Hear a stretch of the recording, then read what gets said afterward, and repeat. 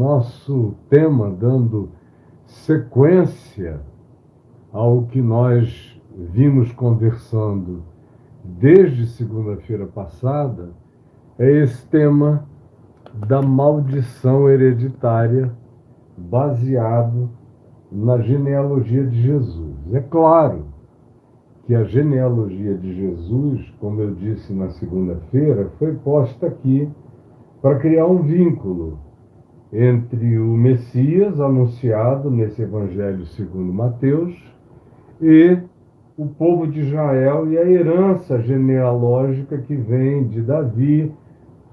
Mas antes disso começa em Abraão, os patriarcas, atravessa por Davi, todos os grandes episódios do povo hebreu em Abraão, do povo de Israel na peregrinação, e depois da divisão com Roboão após Salomão do povo judeu na maior parte do tempo. Essa é a narrativa, até a convergência disso no nascimento de Jesus, chamado Cristo. Então, isso está claro, e é a primeira coisa básica, sobre a qual eu fiz uma introdução muito rápida, mas deixando claro que a gente tinha muito mais a tratar, a ver e a considerar aqui, e foi justamente o que eu fiz de terça-feira para cá. Foi mostrar as implicações variadas, olhando, por exemplo, cada um desses indivíduos aqui nomeados, mencionados, e mostrando a você como uma das coisas que mais fizeram mal à população cristã no planeta, e eu diria que não é de hoje, é de sempre, teve nomes diferentes. Algumas vezes eram as bruxas, os feiticeiros, as pessoas chamadas e designadas como bruxas, eram só pessoas, da maioria das vezes, diferentes, ou alquimistas. Hoje seriam especialistas em química, mas naquele tempo a ignorância tão grande colocou muito desses indivíduos em situação de penalização, de morte. Isso não acabou com a Reforma Protestante. A própria Reforma Protestante continuou a ter as suas caças às bruxas. Depois a gente tem histórias, não apenas na Europa, mas nos Estados Unidos, colonizado por protestantes, com as suas muitas caças às bruxas, as suas maldições hereditárias. Filho de bruxa já nascia com alguma marca da maldade que eles procuravam desde o nascimento na criança. No entanto, para a gente não se prolongar para sempre numa história que já deveria ser bastante conhecida de todos nós, eu me concentrei esses dias aqui no que aconteceu no século XX.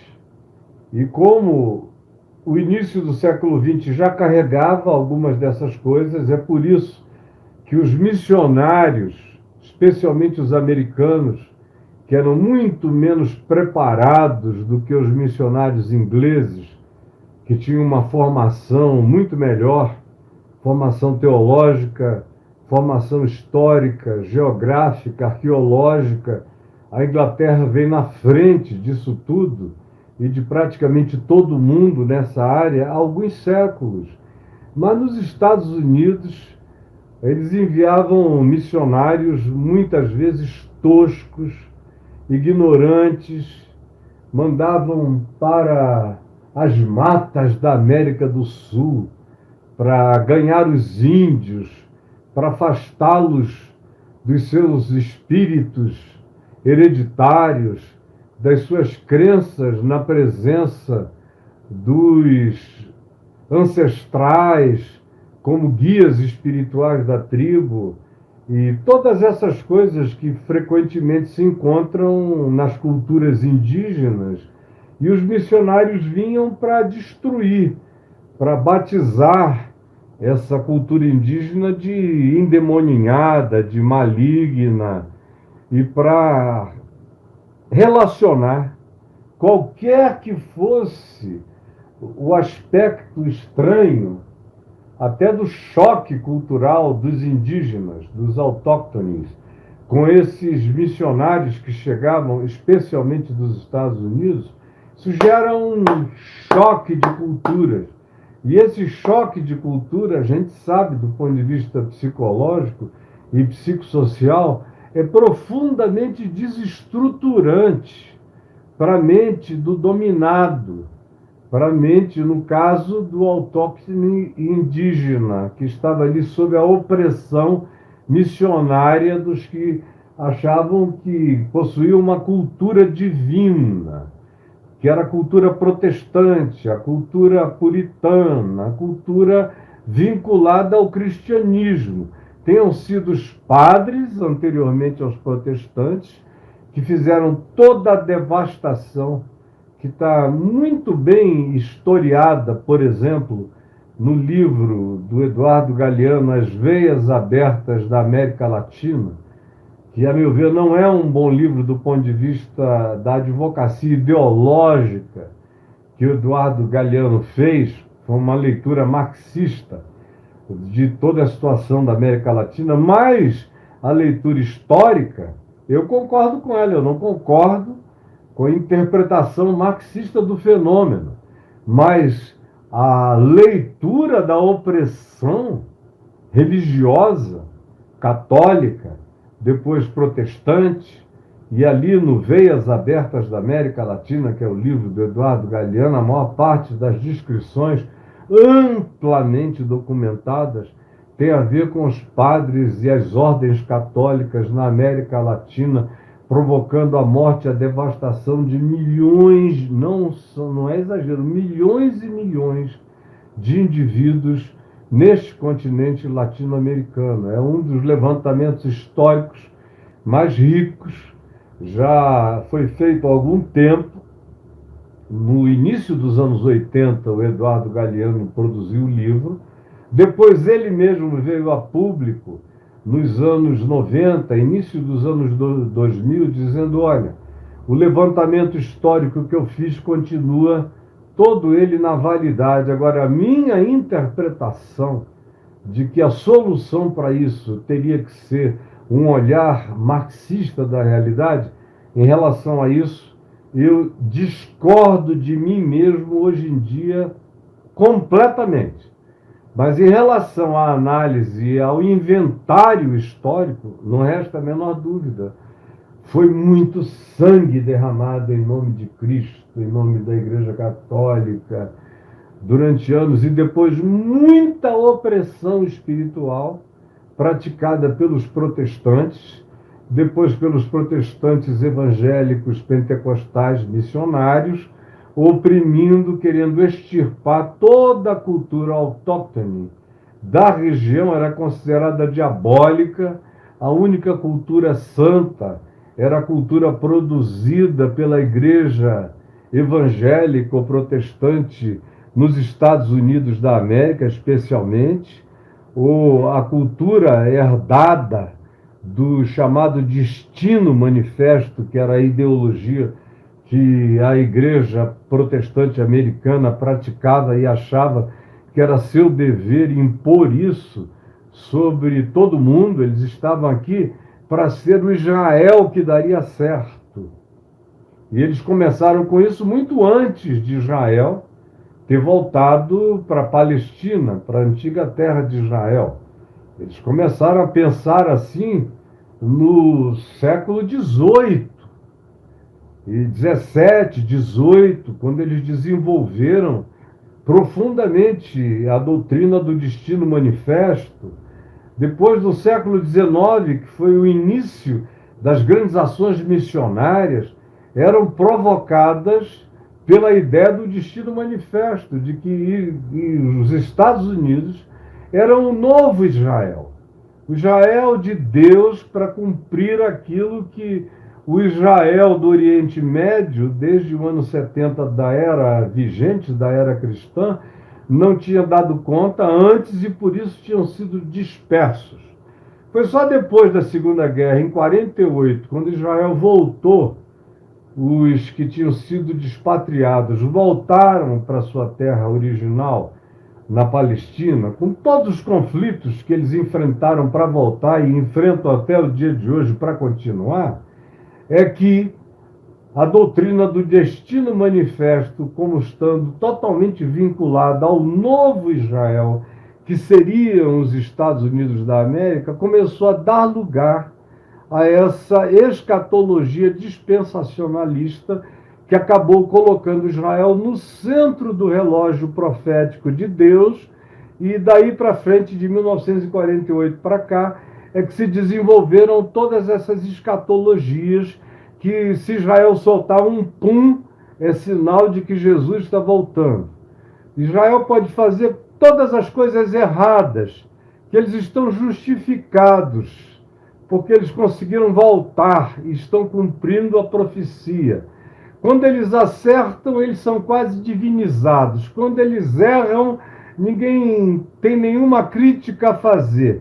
E quem quer que tenha tal crítica a fazer será mal visto por aqueles que são os fanáticos escatológicos desse dispensacionalismo que se tornou vigente e tomou conta da expectativa de escatom, de parousia, ou seja, da volta do Senhor no mundo inteiro. Mas eu estava dizendo, um trabalho chamado missionário, que chegou, por exemplo, à América Latina, e na América Latina chegou ao Brasil há mais de 150 anos, vindo da parte de protestantes e posteriormente evangélicos pentecostais, já carregava esse pressuposto de que nós éramos parte de uma cultura amaldiçoada e que a cultura judaico-cristã era uma cultura bendita. A cultura dos judeus e do fomento cristão no sincretismo judaico-cristão era a cultura a involucrar a doutrinação dos missionários que chegaram aqui com esse destino manifesto. De modo que quase tudo que você vê em volta e que faz parte da cultura evangélica protestante no Brasil é uma herança produzida de maneira religiosamente industrializada, sobretudo nos Estados Unidos da América, e ideologizada a partir da ideia do destino manifesto. Ou seja, que os Estados Unidos, repetindo pela terceira vez, seriam o novo Israel de Deus, levantado por Deus para cumprir as promessas que o Israel idólatra do Antigo Testamento e o Israel de coração empedernido que não reconheceu a visitação, a vinda, a encarnação do Cristo de Deus, pagou com seu próprio sangue por sua desobediência. Mas Deus levantou um outro povo após a reforma protestante, que eram os anglo-saxãos que migraram para a América, mataram todos os autóctones americanos, destruíram civilizações de milhões e milhões de indígenas super evoluídos, alguns deles, muito mais evoluídos astronomicamente, conhecimento da terra, conhecimento da natureza, conhecimento das estações, conhecimentos de ciência das plantas, das raízes, de tudo que havia no chamado solo americano, e que estavam ali há milhares e milhares de anos. Hoje a gente sabe que são culturas antiquíssimas, algumas delas tão antigas ou até mais antigas do que as celebradas culturas antigas da Mesopotâmia ou do Egito. Hoje a arqueologia descobre nos Estados Unidos povos de uma antiguidade extraordinária, praticamente inconcebível, mas tudo isso foi eliminado em nome de Jesus, em nome do Cristo, que procede dessa genealogia sobre a qual eu venho falando desde segunda-feira, de gente cuja história é infinitamente inferior a grandeza de alma, de sensibilidade espiritual, de harmonia com a criação, de sensibilidade relacional daqueles povos originais, por exemplo, da América do Norte, que foram praticamente todos eles extintos, povos muito superiores aos cristãos toscos, brutos, arrogantes, supremacistas, com síndromes de divindade, que chegaram ali para aniquilar e destruir e impor uma nova sociedade com base, supostamente, nessa cultura mais elevada, nessa cultura superior, chamada judaico-cristã, que seria a cultura de Deus da Terra. Todos os outros povos, as suas culturas, são todas demoníacas, malignas, estranhas. Mas a cultura judaico-cristã, com seu chofar, com a bandeira de Israel, com os seus candelabros, com os seus ritos sagrados, com as suas festas santas, com todas essas coisas, é para ser, e seria o desejo do cristianismo, impor essa cultura no planeta inteiro. As ações missionárias, tanto católicas quanto depois protestantes, tiveram essa visão de imposição dessa cultura, porque eles não conseguiam diferenciar o evangelho puro e simples de Jesus da cultura judaico-cristã. Colocaram tudo na mesma bagaça, no mesmo tonel, fizeram uma pinga doida dessa mistura e serviram aos povos como se fosse o modo de salvação. Não apenas crer em Cristo Jesus, mas tinha que crer em Cristo dentro dos parâmetros da cultura judaico-cristã. Foi o que se impôs. Apesar dessa genealogia, com gente de fora, de outros povos, que não tinham absolutamente nada a ver com a descendência semítica de Abraão, gente diferente, gente como Raabe, gente como Ruth, a Moabita, gente de povos distintos e diferentes, que entraram e fazem parte dessa genealogia. Não tem só judeus aqui, sem falar no fato de que há estudos muito sérios e antigos.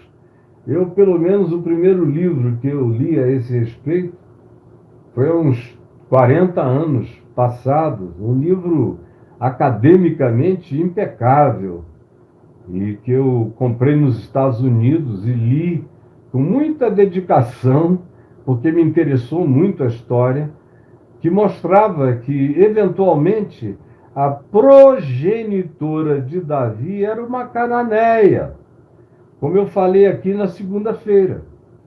Eventualmente, existem evidências de que ela poderia, e quem sabe tenha sido mesmo, uma mulher de Canaã, uma cananeia. Daí, Davi ser tão diferente de alguns dos seus contemporâneos, a ponto de que se ressalta o fato da sua louridão, da sua ruivice, de como ele era uma figura que na multidão se destacava não pelo tamanho, não era alto, ao contrário, ele era mediano de altura, mas tinha uma fisionomia muito diferente, um cabelo ruivo, que não se encontrava em abundância nem para todo lado. E os estudiosos que se dedicaram a essas pesquisas com minuciosidade chegavam, muitos deles, à conclusão de que Davi tinha um pai da genealogia judaica, Jessé, e que foi um indivíduo que segue essa genealogia, embora no próprio sangue de Jessé você tenha a proximidade de Raabe, a prostituta de Jericó, você tem a proximidade de Ruth, a Moabita. Eram pessoas próximas, tataravós, bisavó, avó, aí a mãe de Davi, Cananeia, eventualmente. E para bagunçar do ponto de vista genético completamente essa genealogia. Ela é uma genealogia histórica, mas ela não é uma genealogia genética. A genética tem as suas muitas variações dentro do escopo desse corpo de história aqui narrado. Mas eu estou dizendo isso só para afirmar que uma quantidade enorme de pessoas, católicas e protestantes, tanto dos Estados Unidos da América quanto da América Latina, como de qualquer outro lugar da Terra onde o cristianismo tenha prevalecido, tiveram que fazer uma introjeção das suas culturas originais, muitas vezes renegá-las sob pena de serem justiçados, de virarem feiticeiros, de virarem bruxas, de serem apedrejados, queimados, banidos, isolados e se tornarem pessoas amaldiçoadas com quem não se podia falar, algumas delas exiladas da própria família para sempre, porque se não se convertiam ao novo padrão cultural, religioso, judaico-cristão, estavam definitivamente defenestradas das suas histórias anteriores. Então, pois bem, isso deixou um caldo, como eu disse ontem, um caldo cultural, que aqui entre nós cresceu enorme, imensamente, e ganhou outros contornos que começaram a ficar cada vez mais fanatizados do final da década de 70, início dos anos 80 para cá. Portanto, a gente está experimentando quase já 50 anos de uma redoutrinação a respeito do fato de que quem não se torna evangélico, com a cultura evangélica, frequentando a casinha evangélica, com os ritos inventados pelos evangélicos, tenham sido os ritos anteriores dos protestantes, ou os ritos dos pentecostais tradicionais, ou os ritos dos neopentecostais, que são ritos de natureza miscigenada e sincretizada com outras culturas, mas que usam nome. Esses ritos são usados para levantar dinheiro, para explorar a superstição no coração dos povos, mas o nome de Jesus acoberta a exploração latente e patente que está presente nisso tudo. E aí você nasceu há 50 anos, há 60 anos, ou você tem a minha idade, quase 70 anos, e se converteu com 20 anos de idade, há 50 anos atrás, já começou a pegar o reavivamento dessas influências malditas. E se a pessoa tivesse algum pé em algum lugar, se tivesse uma mãe que fosse uma pessoa de terreiro, ou de cultura religiosa africana, ou afro-ameríndia, ou fosse negra, ou se vestisse de baiana, ou fizesse comida baiana, como acarajé, por exemplo, que parece que é uma comida amaldiçoada. Tudo que é feito na Bahia já vem com a colher de pau da maldição na cabeça interpretativa e adoecida desse pessoal todo evangélico que aprendeu e desenvolveu e passou adiante esse tipo de superstição supremacista perversa, de alijamento da cultura dos povos no Brasil, e continua a haver isso até o dia de hoje. A Bahia é vista assim. Eu me lembro no tempo em que era também o Rio de Janeiro. O Rio de Janeiro era considerado uma cidade maldita por causa da quantidade de terreiros de macumba. Tinha muito no Rio naquele tempo. A Bahia era o candomblé, mas o Rio tinha muito terreiro de macumba, de umbanda, de quimbanda. tinha muito despacho nas esquinas. Eu me lembro que quando eu era jovenzinho, com 10, 11 anos, e a minha segunda namoradinha morava em São Francisco. A minha primeira era uma garotinha que morava na minha rua, no bairro do Ingá. Eu tinha 11 anos para 12. Annelise era o nome dela, uma menina bonitinha. E eu recebia permissão para andar de mãos dadas com ela, subindo e descendo a rua. Era um negócio assim totalmente diferente, ninguém fazia isso. Permissão para namorar na porta dela, para levá-la até a sorveteria, para dar uns beijinhos assim discretos. Até que eu encontrei uma outra menina no bairro de São Francisco. E com por essa eu desenvolvi uma paixão. Eu já tinha aí por volta de 12 anos, e essa paixão durou até o final o meio dos meus 14 anos, por aí, 2 anos e meio de paixão juvenil, de mim por ela, dela por mim. E naquele tempo, eu pegava um ônibus onde eu morava, no bairro do Ingá, na Praia das Flechas, em Niterói, ônibus 32, e descia na praia de São Francisco. Descia a rua Timbiras até chegar na Tupiniquins, na casa dela, onde eu namorava até umas 10 horas da noite, e ia embora a pé com o namorado de uma outra irmã dela para pegarmos praticamente o mesmo ônibus. Ele descia antes de mim. E a gente ia, ele era um pouquinho mais velho, ele devia ter seus 15 para 16, e quando a gente se conheceu, e eu tinha ali 12 para 13, a gente ia trocando, conversando, falando de intimidades, até onde a gente já tinha conseguido ir em intimidades físicas, com as namoradas e tal. E eu me lembro que esse rapaz, tanto quanto a maioria dos meus amigos, às vezes eles tinham a disposição de atravessar, fazer uma volta numa quadra inteira para evitarem um despacho na esquina. E nessa rua chamada Timbiras, que é uma rua cheia de cruzamentos, quem conhece o bairro de São Francisco até hoje em Niterói sabe, as ruas são as mesmas, não mudou nada. Quase que em toda esquina, às vezes de um lado e de outro da esquina, e a rua não era larga, e nem é, tinha um despacho de um lado e um despacho de outro. Aí o cara amedrontado, às 10h30, 11 horas da noite, naquele tempo isso já era tarde, tinha gente que fazia a volta no quarteirão para não passar por aquele lugar, porque tinha medo apavorante, especialmente os crentes também. O crente morria de medo disso.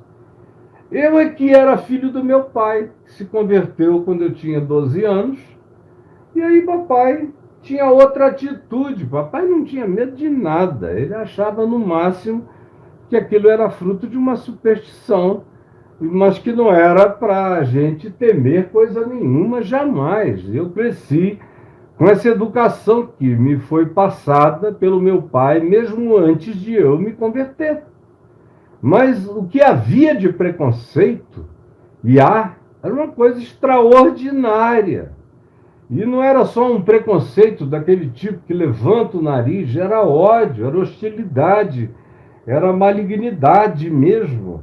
Se uma dona de casa descobrisse que a empregada doméstica dela, a cozinheira dela, frequentava um lugar de macumba, ou de quimbanda, umbanda ou candomblé, fosse o que fosse, dava conta. Porque não queria que aquela pessoa fizesse a comida dela para não amaldiçoar a comida dela. Esse é o nível de loucura, de paranoia dos crentes a vida inteira. Aí a gente chega aqui, no fim dos anos 80, fim dos anos 70, início dos anos 80, e quando chega por 84, mais ou menos, aterriza de vez essa história de maldição hereditária no Brasil. Como eu já disse, na mesma esteira de teologia da prosperidade, confissão positiva, maldição hereditária, esse negócio do cai-cai, das loucuras todas que tomaram conta do neopentecostalismo, influenciaram o pentecostalismo e depois todas as denominações, até as históricas, isso cresceu nesse período, do meio dos anos 80 para cá, e ficou avassalador nos anos 90. E quando nós iniciamos os anos 2000, isso já estava presente em todos os lugares, era o assunto do pânico, do pavor e da relevância assustada de todos os crentes, atribuindo a isso e amaldiçoando os que tinham vínculos com isso, se afastando dessas pessoas, uma capacidade de romper relacionamentos enorme, inclusive na família. Um primo, uma prima, uma pessoa que tivesse esses antecedentes religiosos era frequentemente objeto de ruptura, de corte, de separação. Ou o cara se convertia, já nem entrava na casa, não era mais chamado para nada, porque ele era contagioso, ele fazia mal. Vocês sabem exatamente do que eu estou falando. Até que isso se transformou nessa intolerância religiosa que a gente vê presente hoje em todos os grupos, em todas as igrejas. E quem melhorou foi a Igreja Católica. Mas a igreja que decorre do protestantismo, com todas as variações e as camadas de acréscimo denominacionais desses últimos 500 anos, só piorou, só se tornou mais hostil, só se tornou mais supremacista, só se tornou completa e profundamente mais repugnante em relação ao modo como veem e tratam o próximo, nessa atitude que hoje em dia é criminosa. É intolerância, discriminação, que cada vez será mais tratada sob os auspícios da legislação. Porque a discriminatória é uma intolerância intolerável, que não dá para aceitar. Intolerância não pode ser tolerada. A tolerância, a intolerância, sacramenta a intolerância como direito adquirido, e ninguém tem direito adquirido a ser intolerante em nenhuma sociedade democrática. Ninguém. Você pode concordar, discordar, isso é outra coisa, é foro íntimo. Agora, transformar isso em discurso, em pregação, em púlpito, em amaldiçoamento na televisão, como acontece, é porque esse é um país ainda muito frouxo. Mas no dia em que o que a Constituição estabelece entrar em vigência como acordo relacional na nossa sociedade para valer e com seriedade, vocês vão ver que uma quantidade enorme de intolerantes e que são massacrantes em relação aos cultos diferentes de outros grupos humanos, teriam que ir para a cadeia, porque eles já praticam isso com violência e brutalidade desmedida em vários lugares do país. E muita gente aqui comigo, hoje, foi educada assim, cresceu assim, a cabeça é assim. Por exemplo, o que eu falei sobre essa genealogia de Jesus, para algumas pessoas mais antigas, que já me viram pregar nesse texto inúmeras vezes, já me viram falar desse tema, a partir dessa genealogia, mostrando a pateticidade dos argumentos da nossa discriminação, da nossa intolerância, e como em Cristo Jesus tem lugar para todo mundo, coube todo mundo, coube quem não cabia. E é dali que aflora, que sai, que nasce o sol nascente das alturas, para a redenção de todo aquele que crê, sabendo ou não sabendo, está feito, está pago, é definitivo e não precisa da anuência, nem da concordância e nem da convenção de ninguém para determinar que seja assim, porque Já foi feito assim na cruz, por aquele que deu o grito: está consumado, está feito. Ninguém desfaz, ninguém desmonta, ninguém descria o que a cruz criou antes da fundação do mundo. Quando o Cordeiro Eterno, que é uma arquetipia para declarar a graça da qual nasceu a criação, e a história da cruz em Jesus, que é a sinalização histórico-arquetípica desse fato, de que em Cristo Jesus a graça prevalece sobre o pecado, que a misericórdia triunfa sobre o juízo, e que onde abundou o pecado, superabundou a graça. E tudo mais que em Jesus se fez realidade. No entanto, o óbvio não é aceito.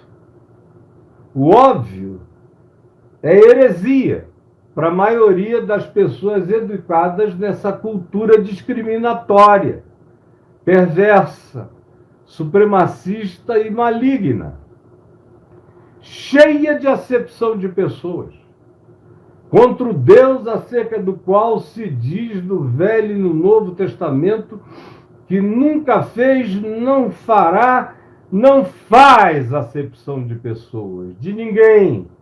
Contra isso tudo, todavia, se levanta esse povo que, numa arrogância satânica, diabólica, luciferiana, de superioridade, se acha maior do que os outros povos e não crê em Jesus.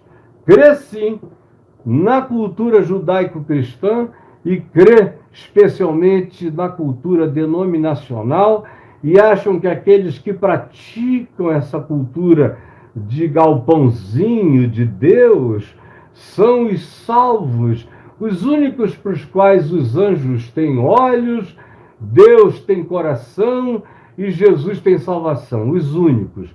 Vocês vejam o nível do reducionismo perverso, pagão e horroroso.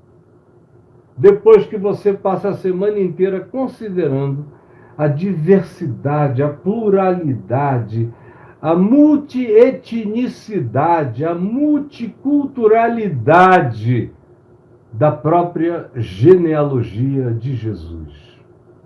Então, isto repetido, eu queria perguntar a você o que está proposto como tema hoje aí.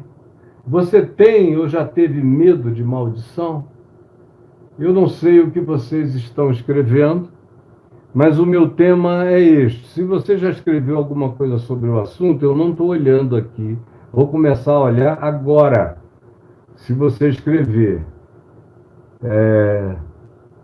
A Denise Campos diz: a religião só ensina a fazer acepção de pessoas. Fulano é bom e o outro é ruim. Fulano é de Deus e o outro é do diabo. Eu estou certa com a minha religião e você errado com a sua. Aí ela diz: é uma chatice. Quem dera fosse só uma chatice. É uma diabolice, porque ao se fazer assim, essas pessoas afastam, separam gente boa. Só nasceu num contexto diferente, numa cultura diferente, e que teve pais diferentes dos seus, ou teve experiências distintas da sua, mas são pessoas boas. A religião diferente das pessoas não torna ninguém melhor ou pior. Se religião tornasse alguém bom, a gente teria que dizer que os evangélicos fanáticos, que são o público mais fanático do Brasil, são cerca de 35% da população brasileira, e dos 35% são os mais fanáticos.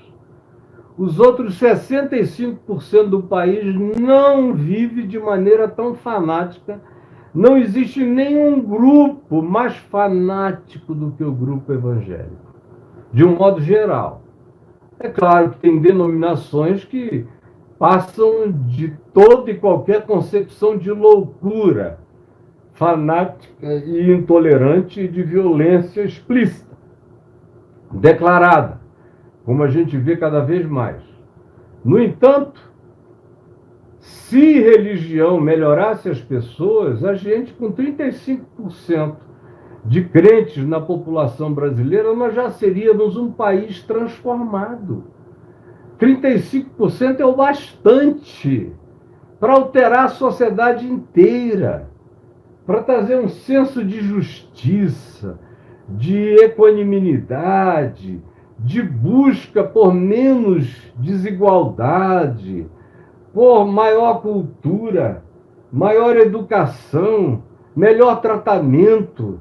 Se a verdadeira religião cristã, que é aquela que Tiago menciona na sua epístola, Tiago, irmão de Jesus, quando ele diz que se alguém quiser ser religioso, então pratique a verdadeira religião, que não é para Deus, porque ninguém consegue se religar com Deus. A religião de Deus é Deus que se religa conosco na cruz, em Cristo e na encarnação. E se religou com todo mundo que a religião disse que não queria ver o Cristo encarnado, religado a eles e amigo deles, como ele foi chamado amigo de pecadores, endemoninhado, maligno, suicida pelos religiosos, por causa do grupo que ele acolhia, que era gente parecida com a genealogia da qual ele próprio adivinha. No entanto, se aqui no Brasil o que a gente chama de igreja tivesse um mínimo de experiência com Jesus, com o Evangelho, com a prática da fé, esse país já seria um país completamente diferente do que nós somos. E tem mais, se no meio de tantos grupos religiosos os evangélicos se tornaram os piores, os mais fanáticos, os mais aguerridos, os mais violentos, os mais discriminadores, os mais estúpidos, então é porque os outros, que tiveram outras origens, outra cultura, outra educação, outro modo de olhar, são menos ruins. Ouça bem, são menos ruins ao tecido nacional do que nós já provamos que somos. Somos horrorosos, somos pavorosos, somos os piores de todos. Somos a malignidade ganhando expressão e efeito metástico, corrompendo tudo à volta. É trágico. E eu digo com a minha consciência limpa, porque sei que estou falando a verdade em Cristo Jesus e na história. E quero ver quem é que tem a capacidade de me enfrentar num cara a cara em qualquer lugar da terra. A respeito disso, vai ser atropelado pelas evidências dos fatos. Então, se religião melhorasse alguma coisa, nós não seríamos o país desastroso que nós ainda somos.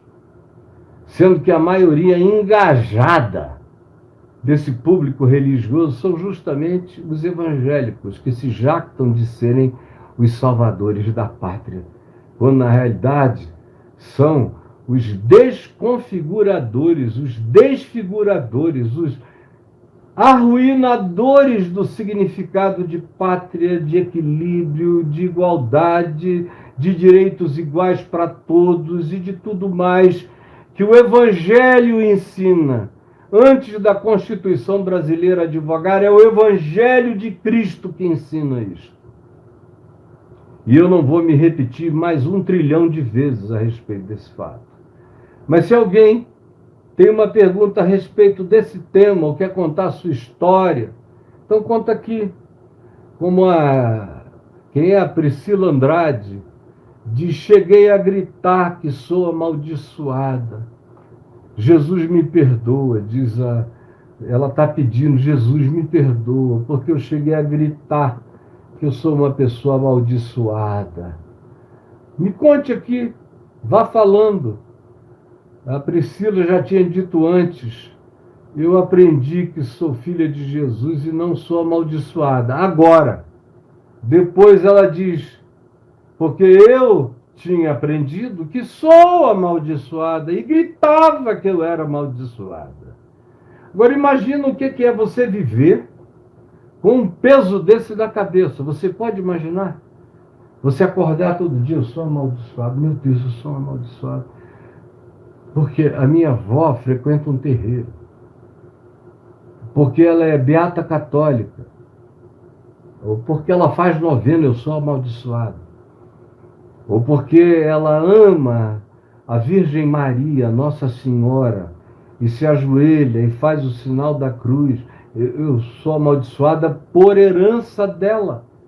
Enquanto eu não fizer a minha avó parar com isso, o que ela fizer está pegando, é contagioso para dentro de casa. Aí, como a pessoa não consegue mudar a avó, ela para de falar com a avó, maltrata a avó, não visita mais a avó, odeia a avó, para provar para Jesus que, conquanto Raabe seja da família dela, Ruth seja da família dela, Batseba seja da família dela, Manassés seja da família dela, ela não pode conceber que Jesus seja dela, porque Jesus não poderia proceder, nem abençoar a gente que estivesse próxima de uma parentela tão estranha, tão pouco condicionada ou nem um pouco condicionada às heranças santificadas da cultura judaico-cristã ou das crenças supremacistas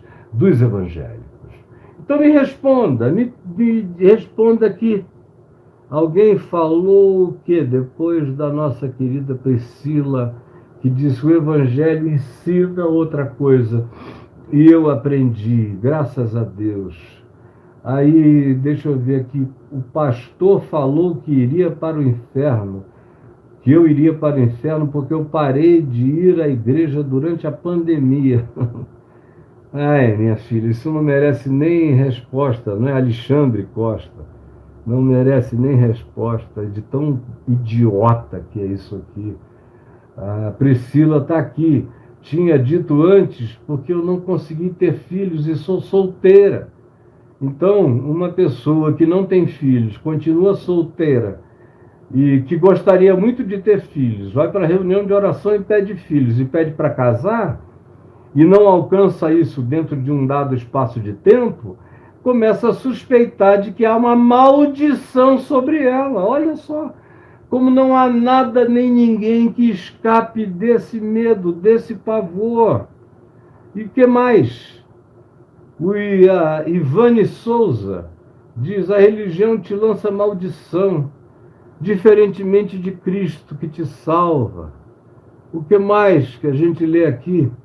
Falei, diz o Gesser Oliveira, falei em um estudo bíblico, nada que eu faça vai fazer com que Deus me ame mais ou menos. Ele simplesmente me ama, e eu fui repreendido pelo líder, claro. Porque para eles a salvação não é pela graça, é pelas obras morais e pelas obras de rituais, de frequência, de dízimo, de oferta, de oferecimento para ser funcionário da igreja do pastor, voluntário, para ser um desses que são louvados como sendo obreiros e que se matam para tentar agradar a Deus e agradar o pastor, que é o Deus da comunidade. Aí tem aqui a Roselene Brum, que diz, agora sei que Deus me ama. Antes eu achava que eu não tinha jeito, que era hereditária a minha vida torta, que eu tentei a vida toda mudar dentro de igrejas e nunca consegui.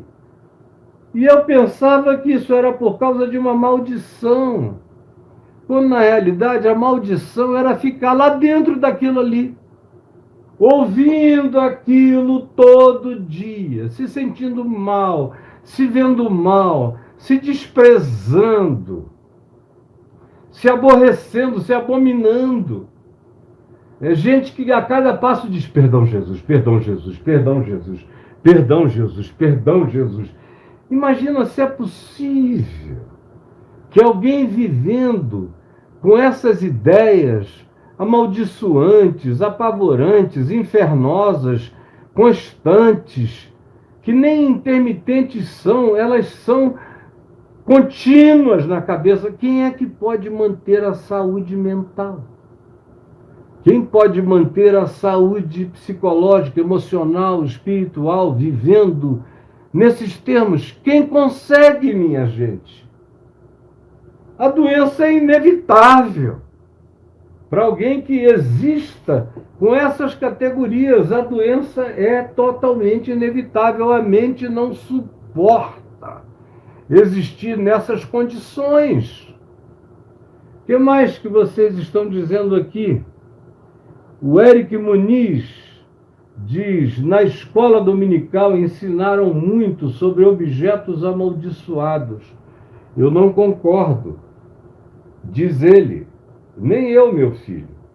Porque, por exemplo, hoje de manhã eu cheguei aqui, fui arrumar algumas coisinhas, subi essas lâmpadas que estavam viradas para lá, porque ontem eu gravei os primeiros Café com Graça, que irão ao ar, e não irão ao ar publicamente, eles irão de graça, serão dados gratuitamente para todos aqueles que se inscreverem gratuitamente também no meu blog caiofabio.com.br.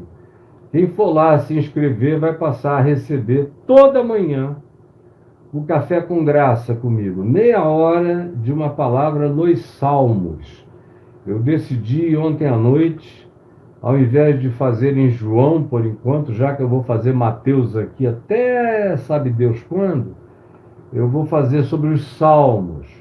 Todo dia um salmo. E há alguns salmos que são tão longos que eu vou ficar semanas neles, ensinando o espírito devocional da fé.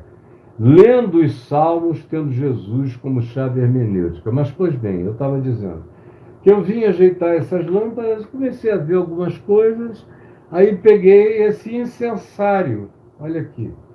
Eu gosto de um incenso, meu Deus. Eu,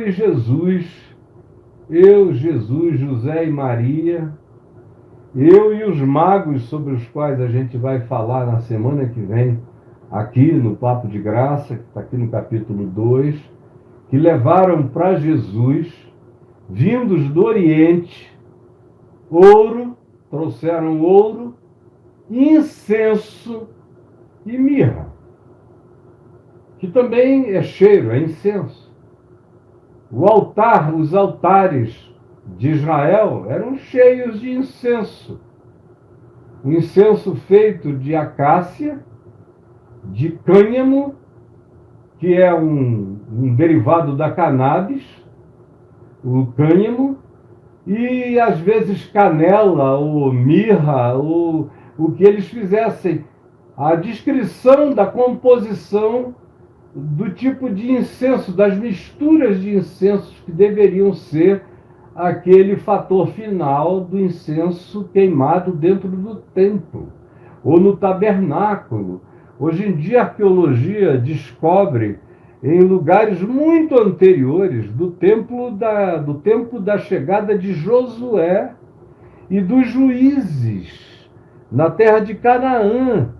Antes da terra ser nomeada como terra de Israel, havia altares onde eles achavam a mesma composição de incenso dos 3 elementos, aonde havia a acácia, havia o cânhamo, havia a mirra, havia incensos que eram queimados como oferenda ao Senhor nos cultos primitivos de Israel. Então eu achei aqui e pensei, digo, interessante, eu daqui a pouco vou falar ali sobre maldição e por uma quantidade brutal de evangélicos, nem tanto os católicos que estão acostumados com incenso na missa, mas os evangélicos, se eles passarem perto de um incenso, eles dizem, está amarrado em nome de Jesus, está amarrado. E é uma delícia você enfiar o seu incenso aqui. Já tem até algum tempo que eu não uso esse incensário, mas eu já usei muito. Aí você fecha e sai por esses furinhos aqui, aquele cheirinho, a fumaça cheirosa. Aí você lê, Paulo usa a linguagem do incenso. Quando ele fala da vida dele, do louvor dele, que era como um culto de aroma suave. O que é isso? Ele está falando de incenso, o aroma suave. Você lê o Apocalipse. Não tem livro na Bíblia, nem judaica, nem evangélica, nem etíope, que é a maior de todas, com 88 livros.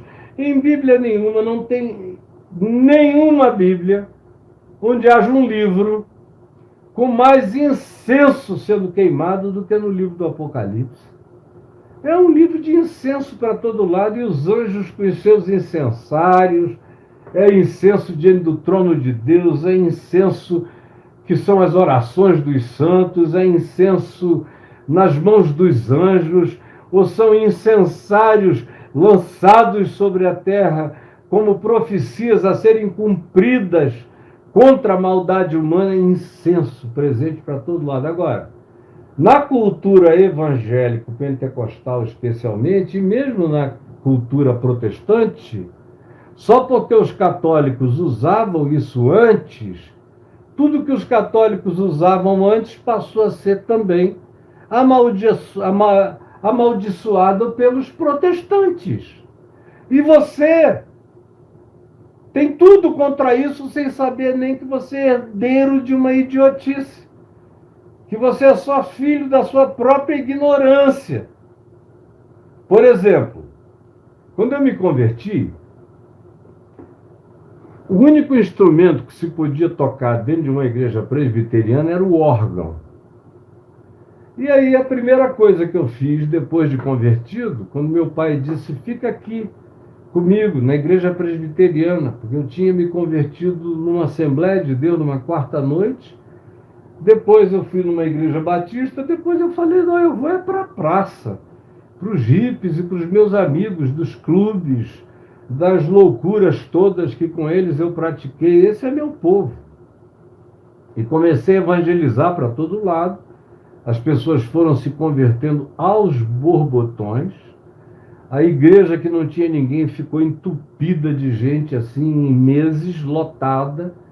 A minha casa virou um centro de acolhimento e eu transformei a igreja presbiteriana num centro de acolhimento.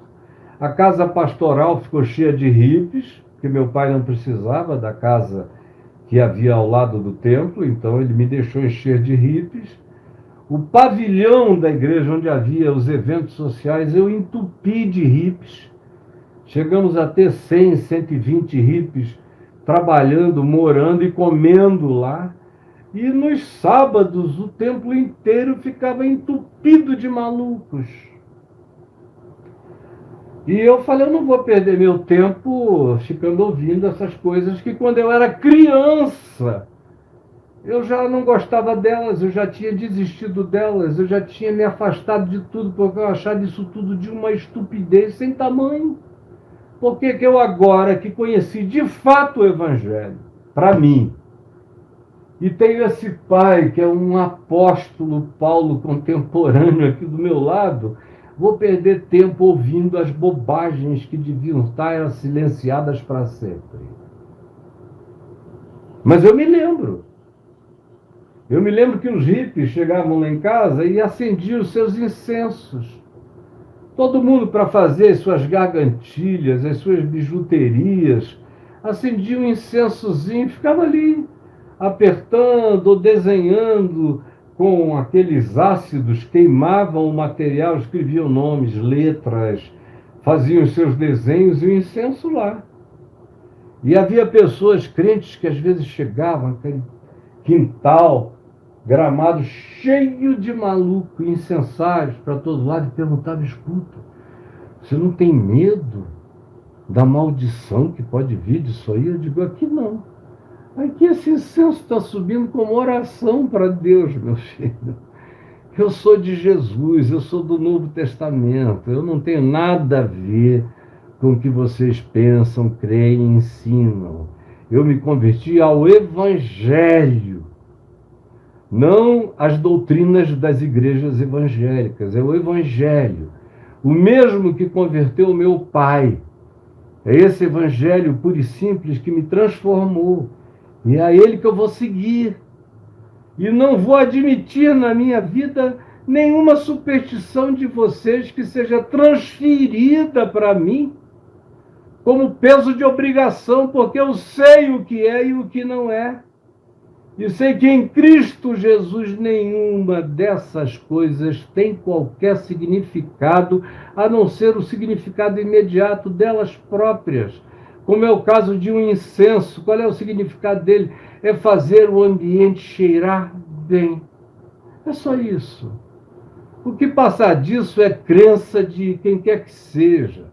Mas o objetivo imediato, a finalidade, a criação, o desenvolvimento e a utilização daquilo ali é uma perfumaria, é só perfumaria, é cheiro, é para ficar agradável, é para o ambiente ficar delicioso.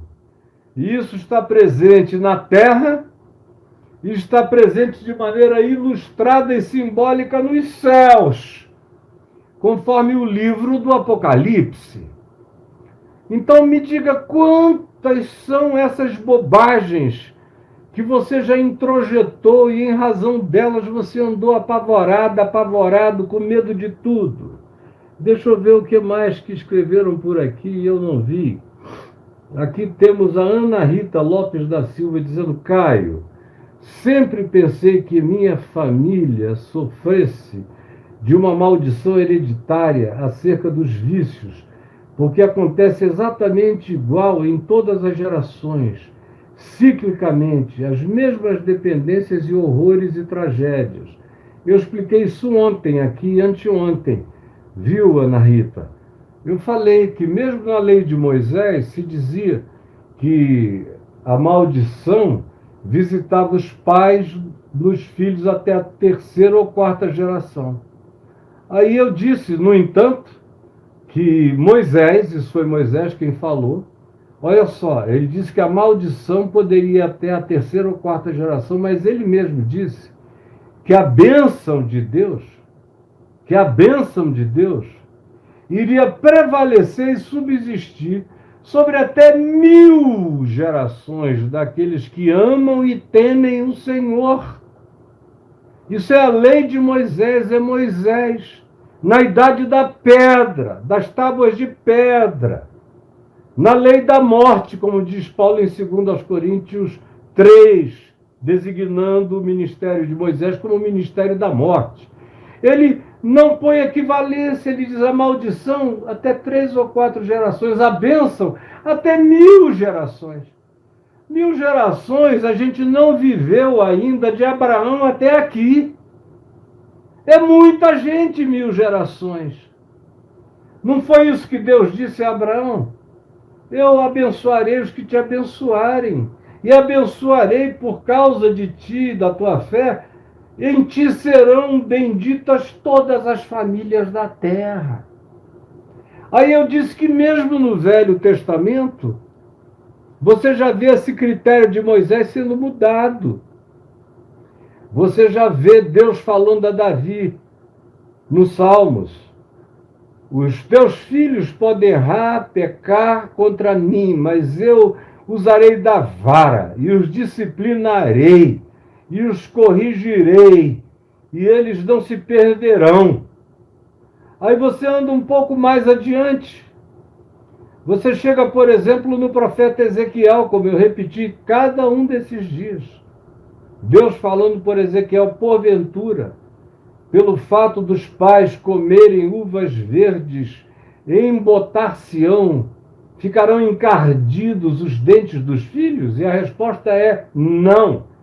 Cada um carregará o seu próprio pecado. E você vai mais adiante no profeta Oséias, que gerou filhos de uma prostituta. Mas os seus filhos não eram filhos da maldição. Eles eram filhos da graça, porque cada um carrega o seu próprio pecado.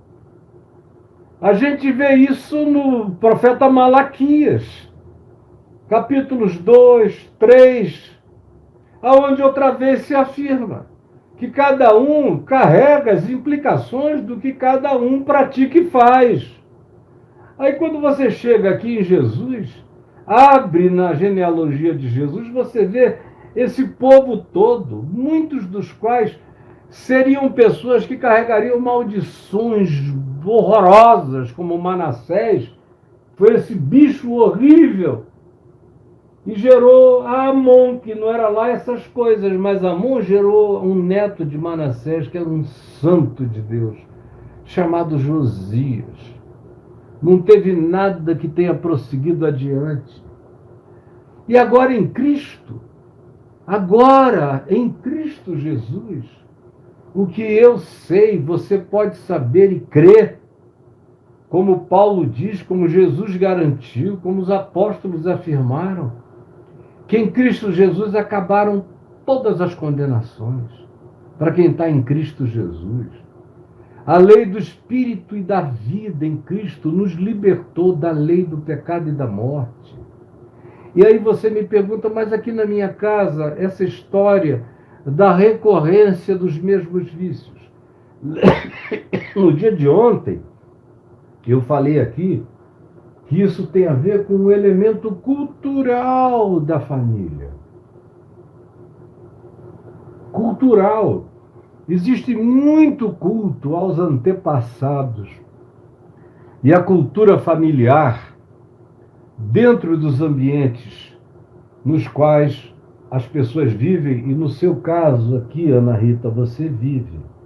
Muito culto às práticas. Eu sou filho do meu avô, eu sou filho do meu pai, aqui na minha casa o homem é assim, as mulheres da minha família são assim. E quanto mais vocês vão repetindo essas coisas, vão revalidando, vão afirmando, mais isso vai se transformando em cultura viajante no inconsciente coletivo familiar. Vai passando de um para o outro. E tem aqueles que não são tão assim e que ainda acusam e introjetam mais ainda aquela carga de vício amaldiçoado, dizendo: você parece seu avô, puxou tudo da sua avó, que era uma galinha, que me traiu várias vezes. Aí eles vão passando de uns para os outros as designações malignas, de modo que filho de peixe, peixinho é. Até que chega alguém em algum momento, em alguma geração, e quebra aquele padrão. Quebra, se converte, ou entende. Mesmo que não seja uma conversão espiritual, às vezes é a leitura da cultura psicológica. Às vezes o cara quebra isso, não é nem porque aprendeu ainda o Evangelho. Se aprendesse, nem teria isso em consideração. Mas às vezes é lendo Freud, é lendo Jung, é lendo um psicólogo, é lendo uma outra pessoa um pouco mais esclarecida, que o cara diz: não, isso aqui é só cultura familiar, que eu posso quebrar, que eu posso zerar em mim, eu posso fazer um reset disso na minha vida. Agora, é claro que quando você conhece o Evangelho, não interessa se o seu avô foi Manassés, se ele entregava os netos para serem, e os filhos para serem oferecidos aos demônios. Não interessa. Você está em Cristo, já não há mais nenhuma condenação. Ou como Paulo diz aos Gálatas: ele se fez maldição em nosso lugar, no meu lugar. Não importa o nível de amaldiçoamento, quando eu creio, e eu creio que ele, Jesus, na cruz, como diz João no capítulo 3, citando Jesus na conversa com Nicodemos, Jesus disse a Nicodemos que era necessário nascer de novo, e ele prossegue dizendo que Deus amou ao mundo de tal maneira que deu seu Filho unigênito para que todo aquele que nele cria não pereça, mas tenha vida eterna. E aí tinha já dito, e assim como Moisés levantou a serpente no deserto, lembra?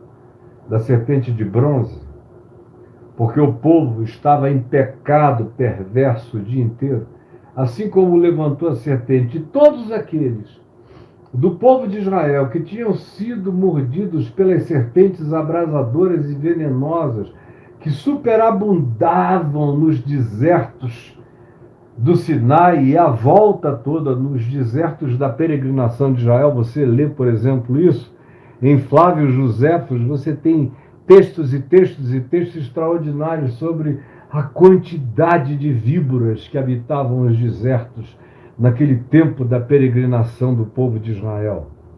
Pois bem, então, quando você crê no que Jesus disse a Nicodemos, olha, assim como Moisés ergueu a serpente de bronze, para que todo aquele que olhasse para ela e cresce que aquele era um sinal de que Deus estava fazendo e absorvendo o veneno de todas as serpentes que tinham mordido o povo por cujas mordiduras eles estavam morrendo. Quem quer que, estando envenenado, olhasse e cresce, o veneno perdia o efeito nele na mesma hora. Está em João 3, no Evangelho. Ora, em Cristo é assim. Ele é aquele que se fez maldição no meu lugar, para que as mordiduras das serpentes da morte percam a condição de me matar. Eu já estou para além de toda maldição. Eu carrego a bênção superior à de Moisés, que dizia que Deus visitaria com graça até 1000 gerações daqueles que o amam e o temem. Em Cristo Jesus é que isso está definitivamente feito e estabelecido. A quem temerei? Quem pode me separar do amor de Deus? Então, minha filha, perca esse medo, Ana Rita. A tua casa, a tua família só é viciada nesse processo antigo, nessa recorrência. Quando você entender o que está acontecendo, a partir desse olhar do Evangelho, você mesma vai começar a não se impressionar. E você vai procurar as pessoas da sua família que estejam padecendo disso e que digam, não, aqui em casa tem uma coisa ruim, porque todo mundo, ou uma grande quantidade, padece dos mesmos males. Você vai dizer, não, isso não é maldição. Isso é vício cultural que a gente pode quebrar. Na minha vida isso está zerado. Na minha vida está resetado. Nunca mais acontecerá. Eu vivo livre disso e cada um de vocês também. E quando eles crerem, você podia ajudá-los a entender isso, mostrando essa semana aqui da genealogia de Jesus e da quebra de todas as maldições na cruz em Cristo, para eles entenderem. Como aqui também no meu portal caiofábio.net, se você escrever a palavra maldição, você vai ver a quantidade enorme de textos, de mensagens, de coisas que eu já falei no curso de anos e anos e anos, que ajudará você a compreender. Ou tem um livreto meu chamado Quebrando as Maldições Hereditárias, que eu publiquei nos anos 80, quando isso era uma febre, destruindo a alma de um monte de gente, como continua a fazer, mal idêntico até o dia de hoje, até porque a generalização hoje é muito maior. Então nós já estamos aqui com 1h e 14 minutos de conversa minha. Eu respondi a algumas pessoas. Aqui a Priscila diz, eu gritei porque aprendi errado. Agora sei que tudo é graça. Nem a figueira foi amaldiçoada por Cristo, nem eu. A figueira era só um exemplo de Israel. A figueira foi só uma parábola vegetal, mas amaldiçoada de nada. Jesus não veio para amaldiçoar as pessoas que se amaldiçoam pelas práticas da perversidade. Aí a Priscila continua e diz: só o fruto do espírito da mentira foi amaldiçoado por Jesus. Caio, me deu uma palavra, já tenho dado, minha filha, guarde no seu coraçãozinho. E aqui, gente boa, há tantas perguntas aqui para serem respondidas, mas infelizmente o tempo está acabando. A Vera Lúcia me pergunta: o carnaval tem a ver com a Bíblia? Vejo os religiosos serem contra.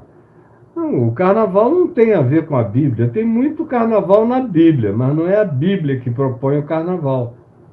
Por exemplo, um dos carnavais mais intensos do Velho Testamento foi aquele que aconteceu enquanto Moisés subia no Monte Sinai para receber as primeiras tábuas da lei, e Arão e o povo de Israel fizeram um bezerro de ouro e fizeram um carnaval, que era um bacanal, era um surubal.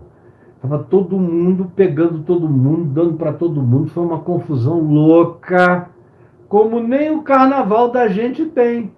Carnaval brasileiro tem muita exibição, muito corpo bonito, muito samba no pé, muita bunda no remeleixo, muita bateria, muita escola de samba, muito carro alegórico, muito tudo isso. O que menos tem é sexo, por exemplo. Não dá nem tempo. Eu estava brincando com a Adriana, para participar de um carnaval desse, por exemplo, da Sapucaí, você tem que investir tanto dinheiro e tanto tempo, tem que treinar tanto. Depois aquilo ali é um desgaste tão violento que o cara sai dali querendo correr para casa, para dormir, para torcer 2 dias depois para a escola dele ter alguma condição de vencer.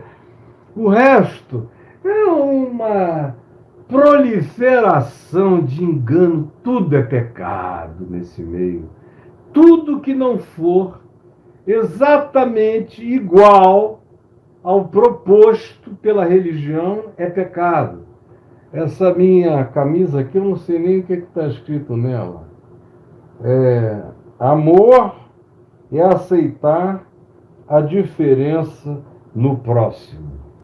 Isso, evangélico não entende nunca, porque ele se sente superior e maior quando ele é totalmente diferente e ele afirma a diferença e ele faz o outro se sentir uma porcaria por causa da diferença.